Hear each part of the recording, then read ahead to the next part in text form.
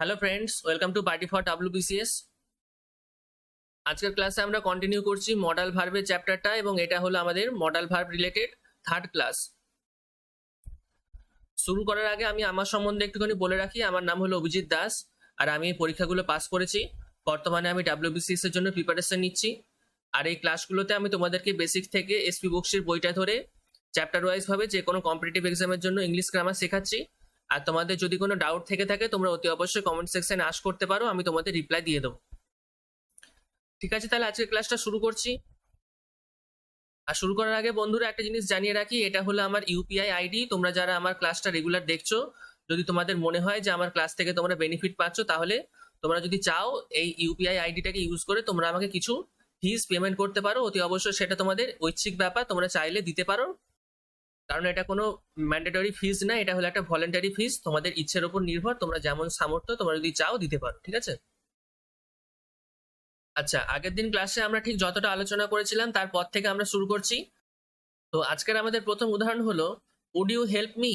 বলছে এটা আমরা কোন ক্ষেত্রে ব্যবহার করবো না, সেটা হলো পোলাইট রিকোয়েস্ট। মানে কি না, নম্রভাবে বা ভদ্রভাবে যখন বিনয়ীভাবে আমরা কোনো রিকোয়েস্ট করছি বা অনুরোধ করছি, ঠিক আছে, সেরকম ক্ষেত্রে আমরা ব্যবহার করব এই ধরনের সেন্টেন্স, এবং সেই ক্ষেত্রে আমরা উডের ব্যবহার করতে পারবো। ঠিক আছে, এবং এটা খেয়াল করো, এটা হলো একটা ইন্টারোগেটিভ সেন্টেন্স, মানে এটা হলো একটা প্রশ্নবোধক বাক্য। ঠিক আছে, পোলাইট রিকোয়েস্ট তো করা হচ্ছে ঠিকই, কিন্তু সেটা অ্যাকচুয়ালি দেখো আমরা কোশ্চেনই তো করছি যে উড ইউ হেল্প মি, আপনি কি আমাকে সাহায্য করবেন বা আপনি কি আমাকে সাহায্য করতে পারেন। ঠিক আছে, তাহলে এটা ইন্টারোগেটিভ সেন্টেন্স, এবং আমরা যখন পোলাইট ভাবে রিকোয়েস্ট করছি সেরকম ক্ষেত্রে আমরা উড এই মডাল ভার্বটার ব্যবহার করতে পারি। ঠিক আছে, আচ্ছা, এর পরের উদাহরণ হলো হি উড বি স্লিপিং।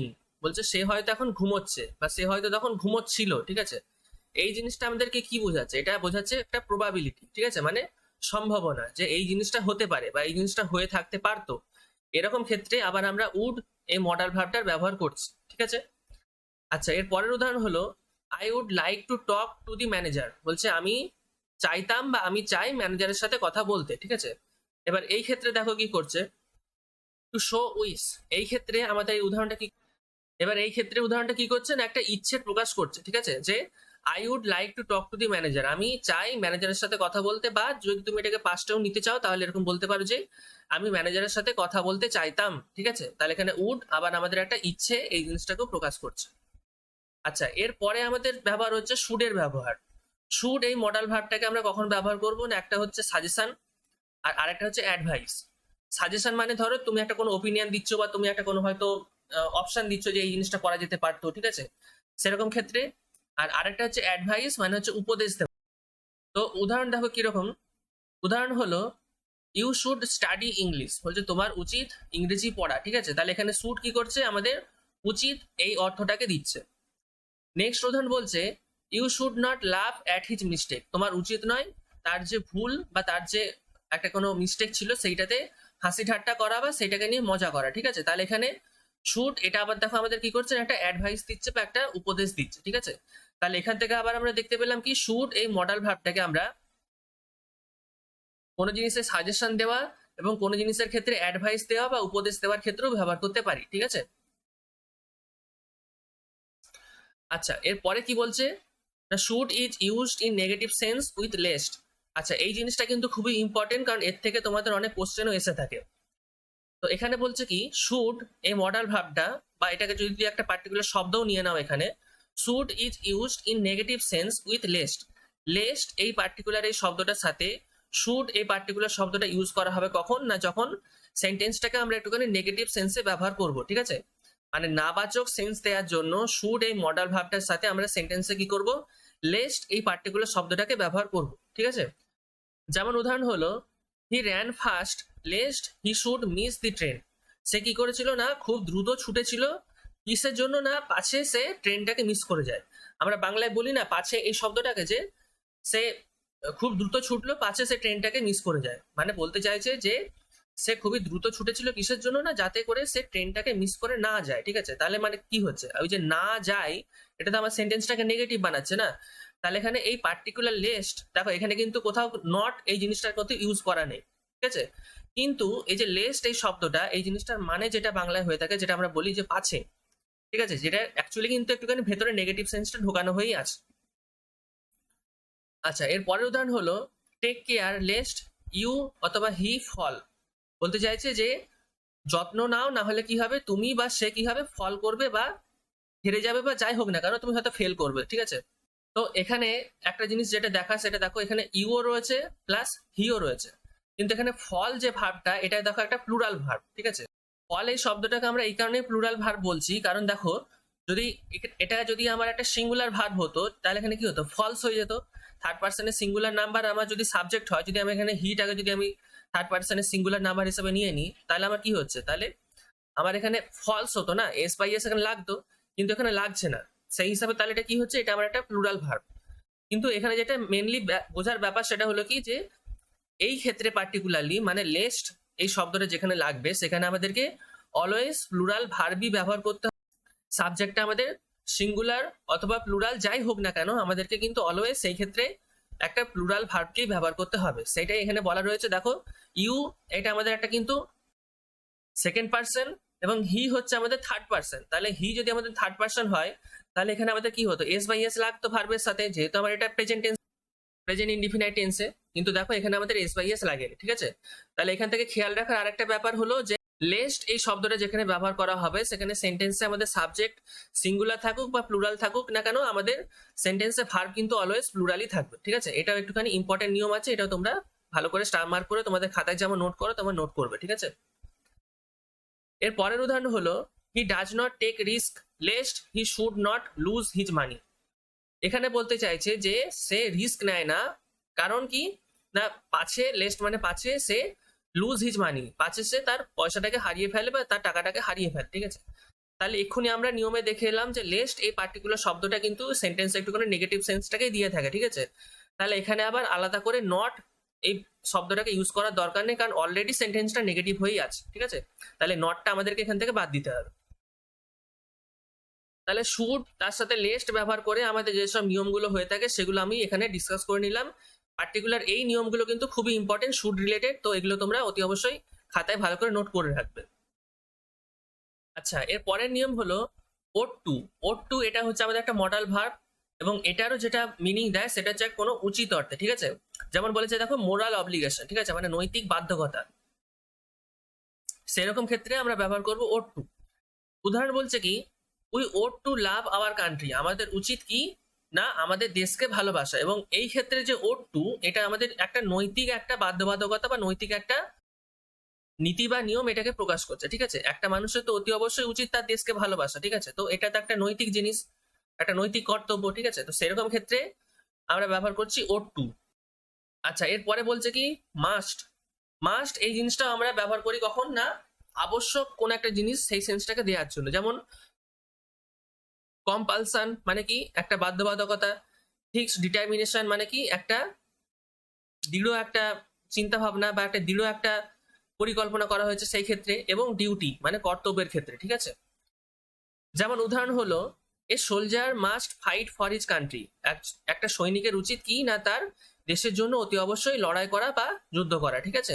তাহলে এখানে দেখো এখানে মাস্ট এই জিনিসটা কিন্তু আর নৈতিক কর্তব্যের মধ্যে আসছে না, এটা কিন্তু তার একটা কম্পালশন জিনিসের ভেতরে চলে আসছে, মানে এটা তাকে করতেই হবে, ঠিক আছে। এখানে এমন কোনো ব্যাপার নেই যে তার কারো যদি নৈতিক কর্তব্য এটা মনে না হয় তাহলে সে করবে না, এরকম কিন্তু ব্যাপারটা এখানে নয়। এখানে কিন্তু একটা সোলজারকে ফাইট করতেই হবে তার দেশের জন্য, ঠিক আছে। আচ্ছা, এর পরের নিয়ম হলো ইউজ টু। ইউজ টু এটা হচ্ছে আমাদের একটা মডাল ভার্ব এবং এটা আমাদের পাস্ট টেন্সের ক্ষেত্রে ব্যবহার করা হয়ে থাকে পাস্টের কোনো রুটিন অ্যাকশন বা কোনো একটা অভ্যাসগত জিনিসকে বোঝানোর জন্য। যেমন পাস্ট হ্যাবিচুয়াল অ্যাকশন, অতীতকালে আমি কোনো অভ্যাসগত কাজ করতাম সেই জিনিসটাকে বোঝানোর জন্য আমরা ব্যবহার করছি ইউজ টু এই মডাল ভার্বটাকে, ঠিক আছে। উদাহরণ হলো he use to study still 10 PM, বলছে সে রাত্রির 10টা অবধি স্টাডি করতো বা পড়তো, ঠিক আছে। এবং এই ক্ষেত্রে ইউজ টু এই মডাল ভার্বটা কি করছে, অতীতকালে যে সে এই কাজটা কন্টিনিউ করে আসতো, ঠিক আছে, এই জিনিসটাকে একটা রুটিন অ্যাকশনের মতন বোঝাচ্ছে। তাহলে এখান থেকে আমরা দেখতে পেলাম ইউজ টু এই মডাল ভার্বটা কি করছে না অতীতকালের কোনো হ্যাবিচুয়াল অ্যাকশনকে বা অভ্যাসগত কাজকে বোঝাচ্ছে। আচ্ছা, এরপরে কি বলছে না be use to, accuse to, awards to, with a view to, addicted to, devoted to, in addiction to, look forward to, going to, given to, taken to, prone to, ঠিক আছে। এই প্রত্যেকটা শব্দ আমাদের কি করছে না হ্যাবিচুয়াল অ্যাকশন বা রুটিন বা কোনো অভ্যাসগত কাজকে বোঝায়, ঠিক আছে। এবং এখানে একটা জিনিস খেয়াল করো, এখানে প্রত্যেকটা শব্দের ক্ষেত্রে কিন্তু লাস্টে টু এই জিনিসটাকে ব্যবহার করা হয়েছে, ঠিক আছে। তো উদাহরণ বলছে কি, হি ইজ অ্যাডিক্টেড টু স্মোকিং, বলছে যে সে স্মোক করাতে অ্যাডিক্টেড। মানে দেখো এই জিনিসগুলো কিন্তু একটুখানি নেগেটিভ ক্ষেত্রে আমরা ব্যবহার করতে পারি। যেমন স্মোকিং, স্মোকিং জিনিসটা তো কোনো একটা পজিটিভ জিনিস না, ঠিক আছে, এটা তো কোনো একটা ভালো কাজ নয়।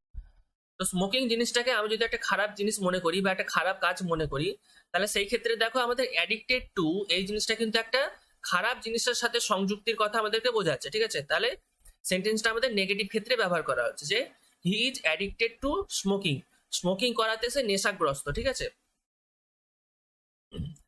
পরের উদাহরণ বলছে কি, he was looking forward to meeting you, সে কি চিন্তা করছে না, সে তোমার সাথে দেখা করার চিন্তা করছে, ঠিক আছে। এখানে এই যে লুকিং ফরওয়ার্ড টু এই যে পুরো জায়গাটা, এটা কিন্তু একটা চিন্তা ভাবনা বা কোনো প্ল্যান বা কোনো পরিকল্পনা এই জিনিসটাকে বুঝিয়ে থাকে, ঠিক আছে। এখানে বলতে চাইছে যে সে যে তোমার সাথে দেখা করবে এই জিনিসের একটা পরিকল্পনা করছে বা চিন্তা ভাবনা করছে, ঠিক আছে। নেক্সট উদাহরণ হলো, I got use to driving on the right when I was in London, বলছে আমি রাস্তার ডান দিক বরাবর গাড়ি চালানোতে অভ্যস্ত হয়ে গেছিলাম, কখন না, যখন আমি লন্ডনে ছিলাম, ঠিক আছে। লন্ডনে কি হচ্ছে না, মানুষ ধরো এটা ধরো রাস্তা, তো মানুষ ডান দিক বরাবর রাস্তাতে গাড়ি চালায়, ঠিক আছে। আমরা যেমন বাঁ দিক বরাবর গাড়ি চালাই, এখানে ডান দিক বরাবর গাড়ি চালায়, ঠিক আছে। তো সেটাই বলছে যে আমি যখন লন্ডনে ছিলাম তখন আমি ডান দিক বরাবর গাড়ি চালানোতে অভ্যস্ত হয়ে গেছিলাম। এবার এখানে যেটা আমাদের মেন নিয়মে বলেছিল যে এই শব্দগুলো যেখানে সেন্টেন্সে ব্যবহার করা হচ্ছে, সেই ক্ষেত্রে আমাদের সেন্টেন্সটা কি করছে না, কোনো রুটিন অ্যাকশন বা কোনো অভ্যাসগত কাজকে বোঝাচ্ছে। আচ্ছা, এর পরের নিয়ম হলো ডেয়ার এবং নিড।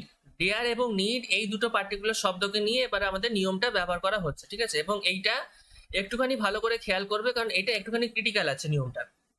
যেমন used both as modal and main verb, বলছে ডেয়ার এবং নিড এই পার্টিকুলার দুটো শব্দকে আমরা মডাল ভার্ব হিসেবে ব্যবহার করতে পারি এবং মেন ভার্ব হিসেবেও ব্যবহার করতে পারি। কিন্তু আমরা যখন এই চ্যাপ্টারটা শুরু করেছিলাম তখন আমরা দেখেছিলাম যে মডাল ভার্ব এবং মেন ভার্বের মধ্যে কিন্তু একটুখানি ডিফারেন্স আছে, কিন্তু এই দুটো পার্টিকুলার শব্দের ক্ষেত্রে সেই ডিফারেন্সটা কিন্তু অনেক সময় কাজ করে না।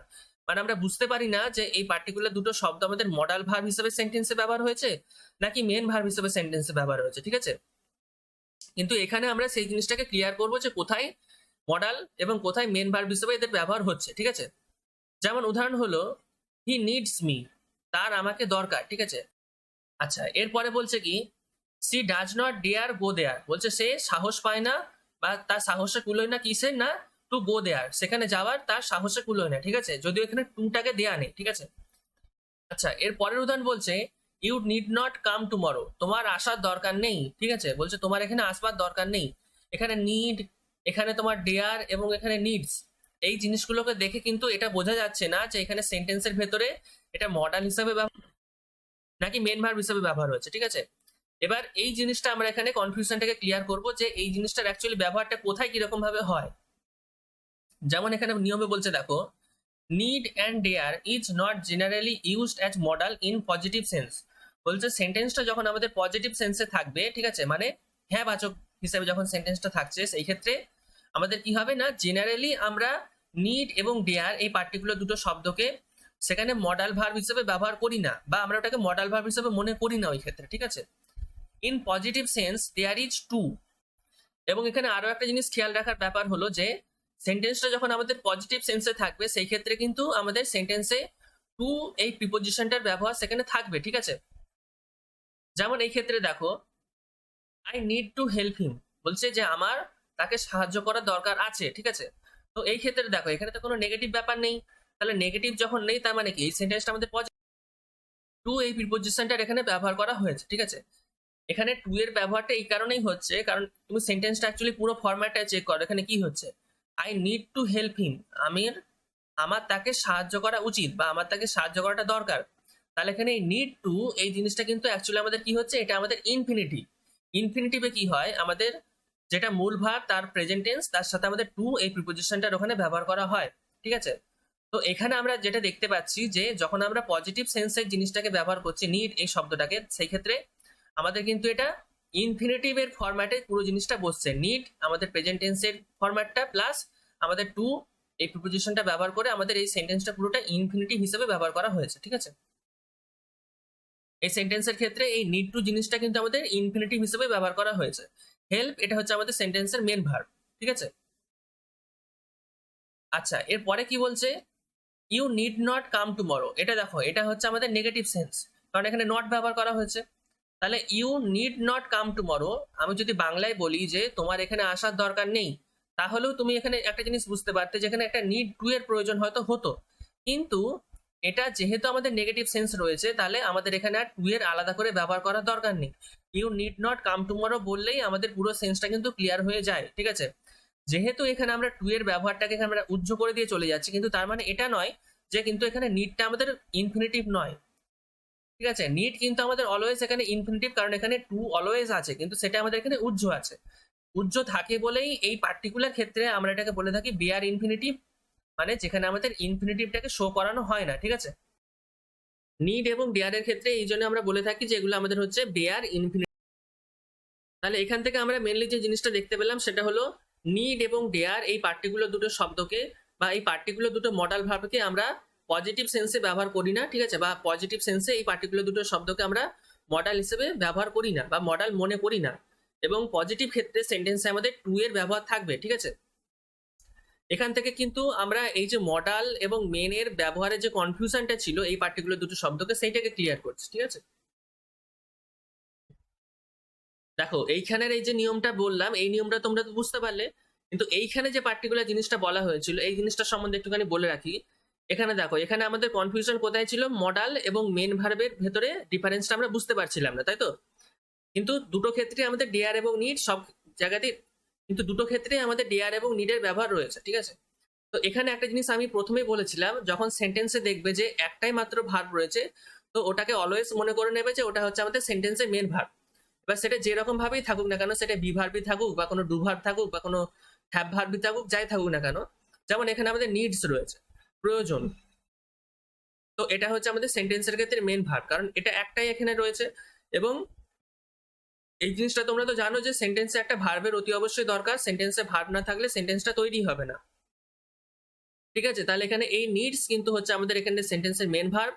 তারপরে এখানে যেটা বলেছিল হি ডাজ নট ডেয়ার গো দেয়ার, এখানে কিন্তু ডেয়ার টু এই জিনিসটা সেন্স আসছে, তাহলে সেই ক্ষেত্রে আমাদের ডেয়ার কিন্তু আমাদের হয়ে যাচ্ছে ইনফিনিটিভ, এবং এই ক্ষেত্রে কিন্তু আমাদের ডেয়ার হয়ে যাচ্ছে আমাদের একটা মডাল ভার্ব। পরবর্তী ক্ষেত্রে you need not come tomorrow, এখানেও আমাদের যে নিডের সাথে টু এর একটা সেন্স আসছিল, যেটা আমাদের এখানে উজ্জ্বল রয়েছে, কারণ এটা আমাদের নেগেটিভ সেন্টেন্স। এটাও কিন্তু আমাদের নিডটা আমাদের একটা, তাহলে এখান থেকে একটা জিনিস আমরা বুঝতে পারলাম যে কোথায় নিড এবং ডেয়ার আমাদের মেন এবং মডাল ভার্ব হিসেবে ব্যবহার হচ্ছে, ঠিক আছে। আচ্ছা, এখানে যেটা বলার বিষয় সেটা হলো, যদি কোনো সেন্টেন্সে এই ফরম্যাটটা ফলো করে যে প্রথমে সাবজেক্ট রয়েছে, তারপরে মডালের ব্যবহার হয়েছে, তারপরে হ্যাভ রয়েছে, তারপরে ভি থ্রির ব্যবহার রয়েছে, তারপরে রয়েছে অবজেক্ট, তাহলে সেন্টেন্সটা কিন্তু একটুখানি আমাদেরকে নেগেটিভ সেন্স দেবে, ঠিক আছে। দেখো, আমাদের প্রথমের যে উদাহরণটা সেটা বলছে কি, I could score good marks, আমি ভালো নাম্বার স্কোর করতাম, আমি এটাকে পাস্ট টেন্সে নিয়ে নিচ্ছি, ঠিক আছে, যে আমি ভালো নাম্বার স্কোর করতাম, তাহলে সেই ক্ষেত্রে কি হচ্ছে, এটা তার একটা ক্ষমতা রয়েছে, সে ভালো নাম্বার স্কোর করতো। কিন্তু পরের উদাহরণটা দেখো কি বলছে, I could have scored good marks, এখানে ফরম্যাটটা চেক করো, এখানে বলছে আই সাবজেক্ট, তারপরে কুড মডাল ভার্ব, তারপর আমাদের হ্যাভ, তারপর আমাদের হ্যাভ, তারপরে আমাদের ভার্বের 3 নম্বর যেটা হচ্ছে স্কোর, তারপর হচ্ছে গুড মার্কস যেটা হচ্ছে আমাদের অবজেক্টটা। তাহলে আমাদের এই ফরম্যাটটা ফলো করছে। তাহলে এই ক্ষেত্রে যেটা আমাদের সেন্টেন্সের মিনিং সেটা হলো যে আমি কিন্তু ভালো মার্কস স্কোর করতে পারতাম।